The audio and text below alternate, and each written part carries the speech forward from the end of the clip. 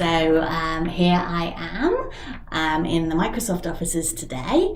Why don't you introduce yourself and tell them a little bit about who you are and where you've come from? Sure. My name is Sarab Singh. I am the Chief Executive of Illuminate Group.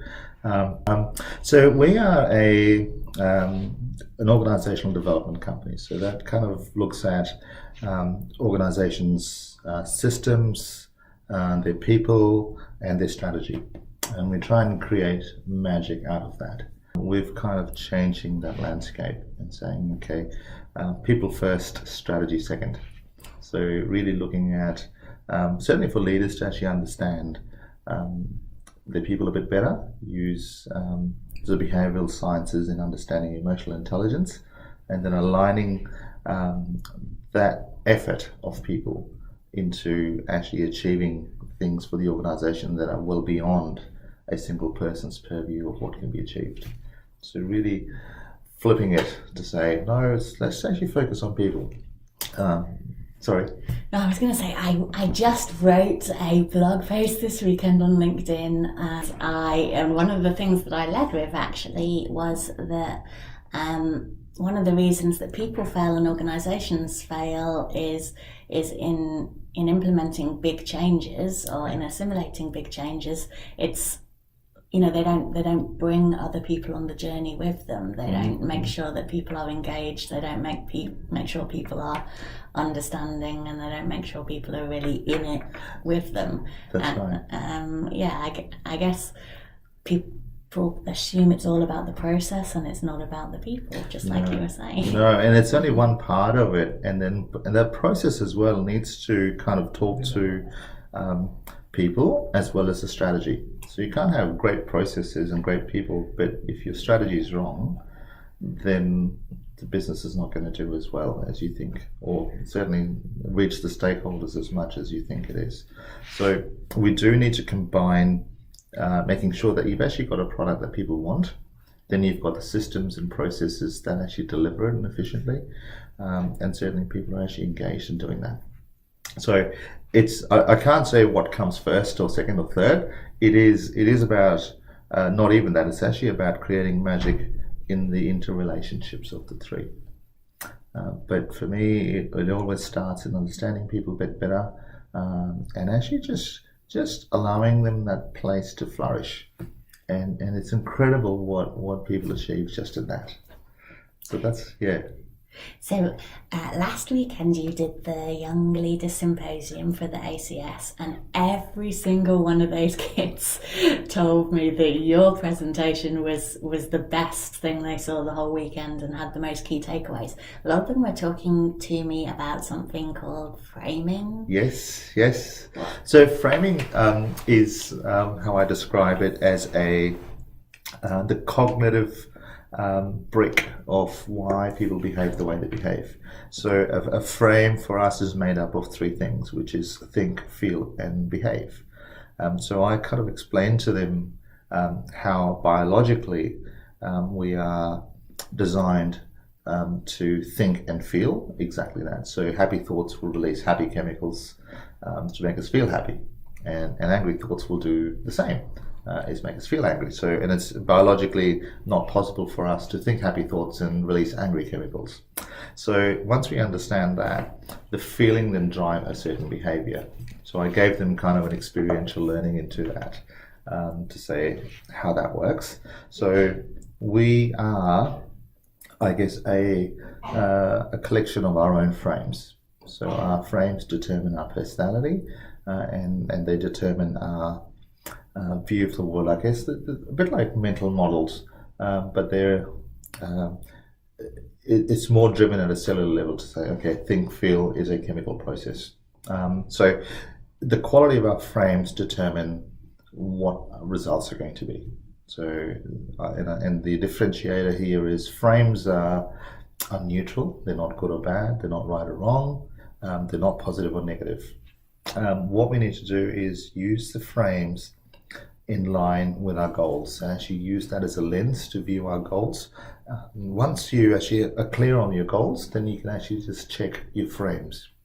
So you go, okay, are these frames helpful or unhelpful? Not right or wrong, not good or bad, but are they going to let me achieve my goal or not let me achieve my goal? So that is a higher level of consciousness in dealing with ourselves, dealing with our teams, and dealing with the organizations and our stakeholders from that perspective. So interesting way of looking at it, but it's an important way of looking at it. And I think that's my reason as being science has been telling us a lot of these wonderful things for a long time, but we're still kind of stuck in old industrial ways of leading people. And more in Perth, and certainly in WA, we're finding there's a lot of leaders, there's a lot of organisations who are now willing to sort of step up and go, okay, Sarab, tell me a bit more about this. How does this work? And we're kind of seeing some real benefits out of that.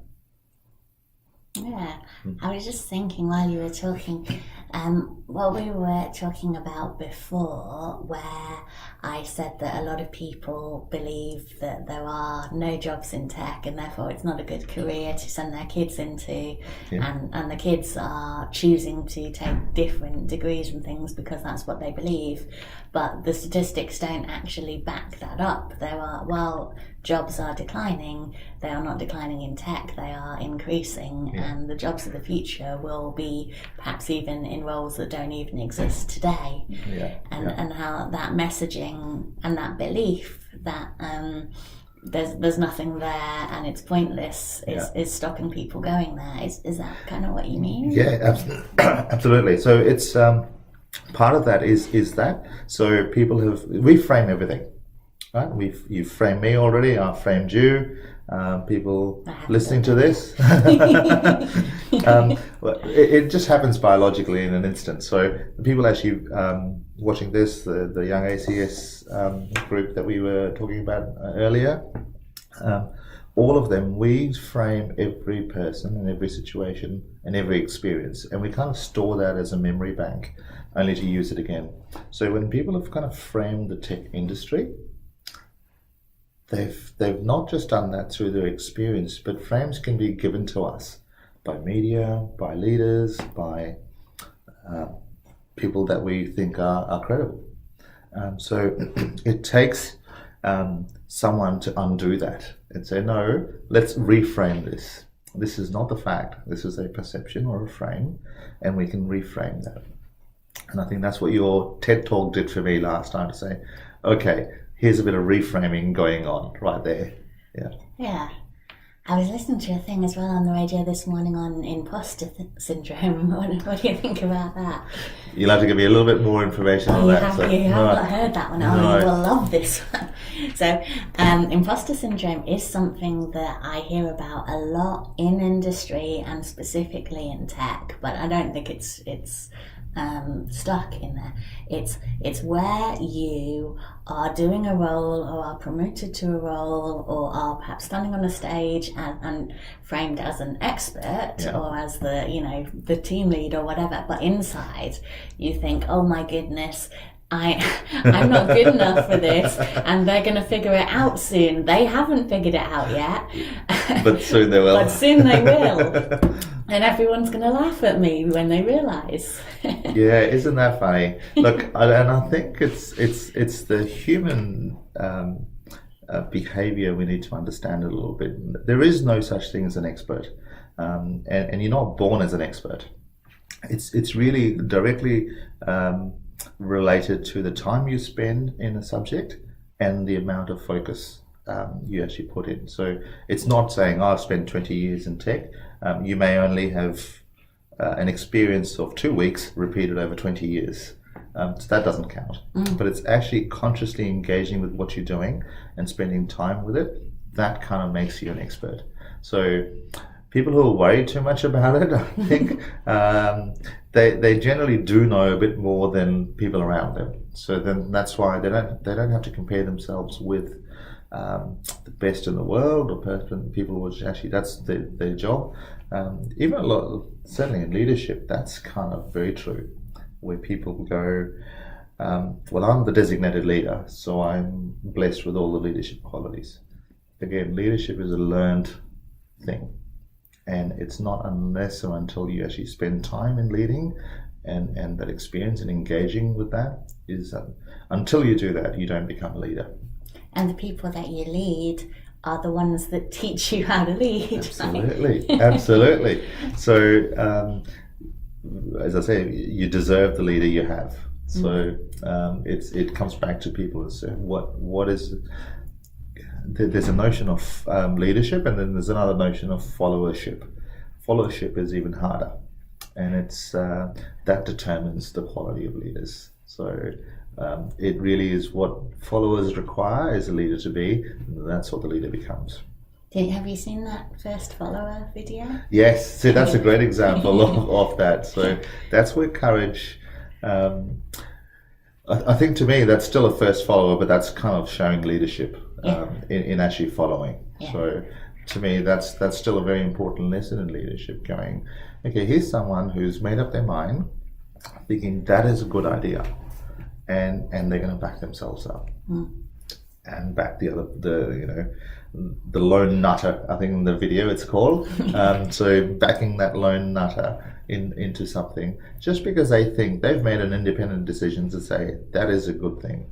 Once people actually do that, is think independently and have the courage to say I think that and start to influence people. That's where magic of leadership happens.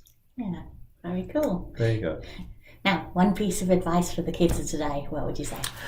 Look, we talked earlier, is volunteer for everything and volunteer for more and more knowledge. What I would encourage is there's a shift we need to have from a fixed mindset to a growth mindset. So a fixed mindset is something that people actually, all they do all their life is try and prove that they are good enough. And they have to prove to the world that, okay, this is all based on outcomes, this is what I've achieved and whatnot. Now, the shift is the growth mindset, which is all about improve. So forget about proving, just get on the line of improving. So if people can improve their knowledge, improve the process, something they can do a little bit differently, a little bit better today than they did yesterday, that is a great mindset to actually walk into anyway. They actually gave that book Mindset out to every single Microsoft Australia employee. There you go. And it was really, really good. So I downloaded it on Audible as well because having it in physical format is great when you want to look stuff up, but I really like that you can listen to it in the car on the way to work as well. It's a great book. Awesome. Okay, that's enough of this. So thank you for speaking to us today. Thank you very much.